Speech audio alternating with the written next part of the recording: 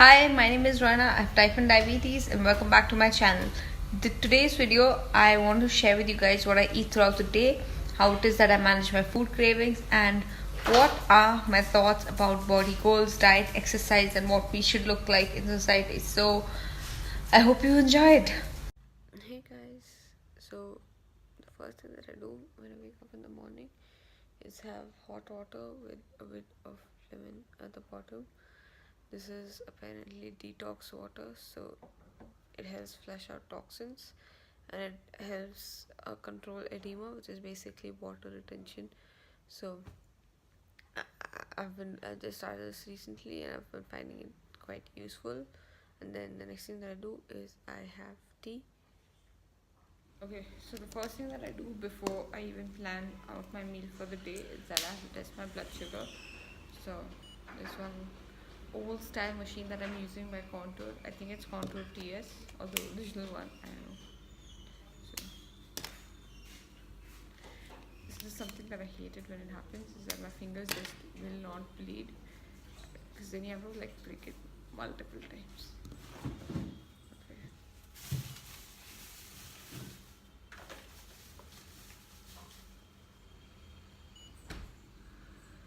Okay. 166. So now I'm going to do something called carb counting and essentially figure out how much bread I can eat and how many vegetables etc. I can add at my breakfast and how much protein or fats etc. I need to add. Okay, so what I'm going to have for breakfast is going to be eggs, and what I do is when I fry my eggs, and it's something my mom actually does for me and I learned from her, is that you make your eggs in water. You're not poaching them because it's like an open pan, but since you're making them in water without oil, the eggs are much softer and they taste better. Okay, then the next thing is bread. I have oats bread. I think that it tastes really good. I just like it much better than normal bread, and it has lesser carbs, so that's also better. And then this is homemade pasta sauce. So because I can't have pasta, I just put it on toast or with my vegetables and stuff, and it tastes really good. And it's really low calorie. 30 grams is like 2 calories, so definitely a much better option. It makes it extra fluffy and soft. Yeah, beautiful बनना बना था. So we close it to steam it. So there's another substitute that I found for bread or for carbs, like if you want to just limit the amount that you're having, and that has been Japanese rice crackers. So this is actually something that I saw Victoria's Secret models do before training, and I was just researching on like a variety of diets, and that's how I found it. And I saw that they use these instead of bread. I use these in addition to bread, just because they're like bigger in size, so it feels like I'm having a lot more. And I in fact actually really like this idea. So but I will say that when you're researching diets, it's really important to be careful what you look at. So I found some extremes, like for example, there's something that they follow in Korea called I think it's a Denmark diet. So essentially all that they have in the day is 3 boiled eggs at each meal with 1 black coffee, something like that. It's really low carb and it's very low calorie. That's like 600 or 700 calories a day. It's not sustainable at all. You're going to feel hungry all the time. In fact, like a lot of warnings with diets are like you can only do this for a week, after that you cannot do the diet again for 3 months, etc, etc. And even when you look at like diets for Victoria's Secret models, I would take that like with a pinch of salt, because especially when I was reading up, I saw that while they follow these diets on a regular basis, like right before the show, there's some models who stop eating solid food 10 days before the show, and then 3 or 4 days before the show, they don't even have water. So the way their bodies look at the time of the show, that's because of literally depriving yourself of food and water for at like around a week. So that's not a realistic goal. Nobody's body can ever look like that, and that's why it's important to take the healthier aspects of their diet and incorporate it into your own diet, but also keep in mind that that will not help you achieve that goal, because I mean the models themselves, they can't look like that on an everyday basis. They have to put their body through a lot just in order to achieve that look. So it's important to go after a healthier lifestyle rather than a certain look, in my opinion.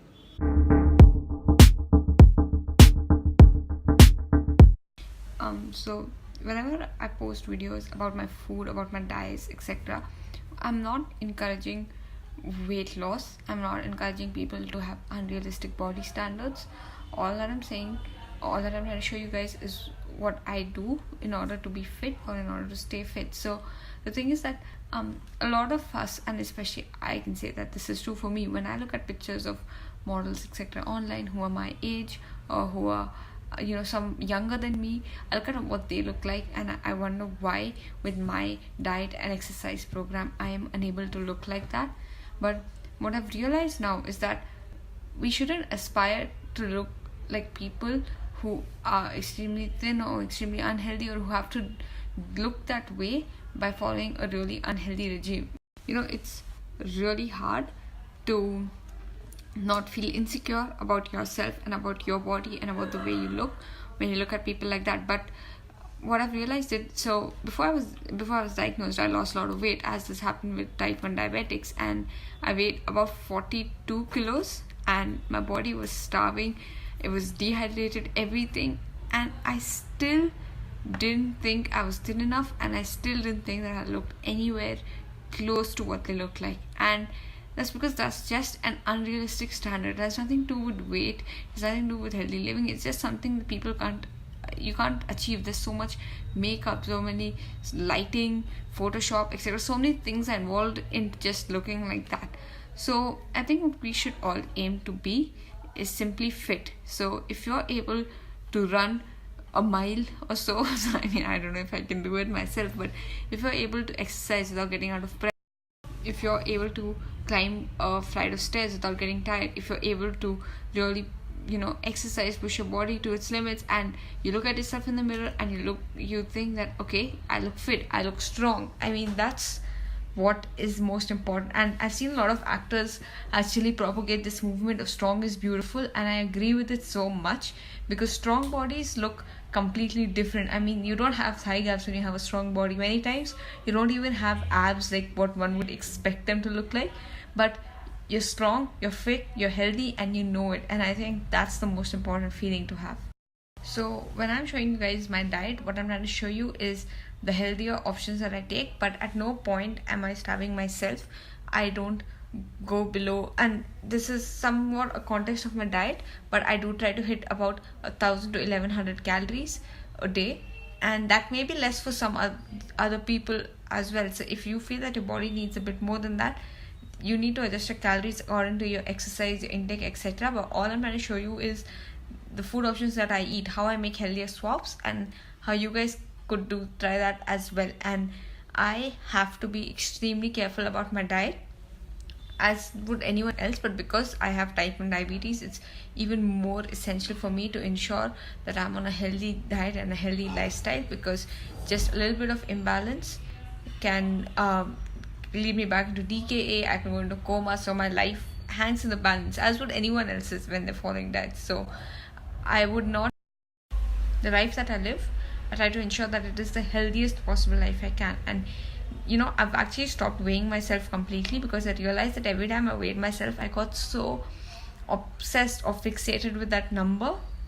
So it's actually been months now since I weighed myself, because what I do instead is I look at what I look like in the mirror, I look at how my clothes are fitting me, and if I am happy with that, then I am happy. And I found that this has given me a lot of mental peace, and I actually do think that I look way better now than I did when I weighed 42, 44, etc. Because I at least look like I'm strong enough to hold a door open for myself. I look like I look healthy, and I look like I'm alive, and I think that that's something for me to be grateful for.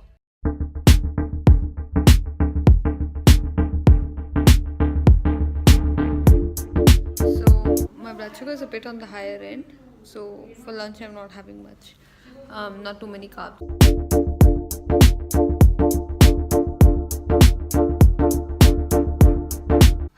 So now it's time for dinner, and there's something that I didn't track, and that is I just had a peda, which is sort of like an Indian sweet.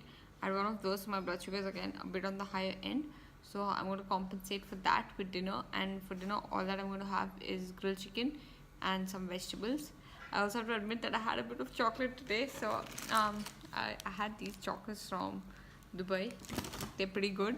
I just wanted to taste them. I ended up eating like 2 of the small ones, so it's fine. I just had 2 moms. Like, how many did you eat? There were just 2. So this is something that we have, and it's a grill slash steamer. So we just literally just put our vegetables on this, and my mom's gonna be putting the chicken on the other end. So my mom, like I told you guys, is really fit and healthy. So let's ask her, what is the most important thing when it comes to like eating carefully and diets? The most important thing about diets is to stick to them. You've tried many diets, right? Like you've done the Atkins diet, you've done low carb, high carb, etc. Which diet have you found to be the most effective? High protein, high fiber, low carb, and low fat. By low carb, how low do you mean? So for me, low carb means I think about 100 carbs, 120 carbs a day. For me, that is what works. You have to find your balance. Okay. And you have such a fit body, even though you're much older now and you haven't gone to the gym, but she literally has like rock hard abs. So what is the secret for actually maintaining that without going to the gym, etc.? So carefully eating, that's the first thing, and remaining more than moderately active. I walk 10,000 steps a day. And any other tips for people who want to eat healthy, though they may not necessarily have a condition? How do you deal with cravings for food? I do occasionally give in to them in limits. So I mark the days out for my cravings and limit my cravings to that one time, that one moment, and that's it. I don't carry it out throughout the day. Okay. Do you think I eat too many chocolates? Don't Yes. ask what is your diet. Come back here. Excuse me, ma'am. Now guys, when it comes to cravings, I gotta be honest with you about something. I struggle with it a lot, especially when it comes to chocolate. I mean, I love chocolate so much that I find it really difficult to stay away. So I do have like a little bit of piece of chocolate every day, but there's some things which I found are useful. First of all, when you're craving something, try to have the best quality of that item. So for example, when it comes to chocolates, if you're really craving chocolates, don't go for the cheapest chocolate in the market. Don't go and buy a 5 rupee chocolate and eat it, because, and I have seen this with my blood sugars itself, when you eat a cheap chocolate versus an expensive one, the quality of the ingredients makes a difference. The better chocolates help satiate your needs better, and they also don't cause your blood sugar to fluctuate as much as the cheaper ones. So that is definitely something I would suggest.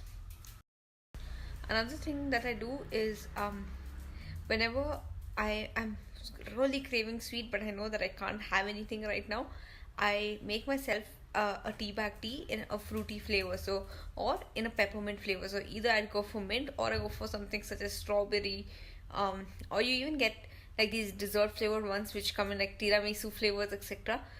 The reason why is because it's sweet but it doesn't have any calories, it doesn't have anything, so it just sort of hits the spot somewhat and it just helps you deal with the cravings better. But that's definitely something that I would suggest you do, especially if you struggle a lot with craving for sweet food, just like I do. So that was pretty much my meal plan for the day, and I actually enjoyed making this video because I felt that we guys got a chance to have a little bit of a heart to heart about diets, about body goals and things like that. So I hope you enjoyed this video. If you did, don't forget to give it a huge thumbs up, and don't forget to share the video so that we can help raise more awareness about diets, about type 1 diabetes, about healthy living. And if you guys can subscribe, you will get a notification every time I post a new video. See you again next week. Bye.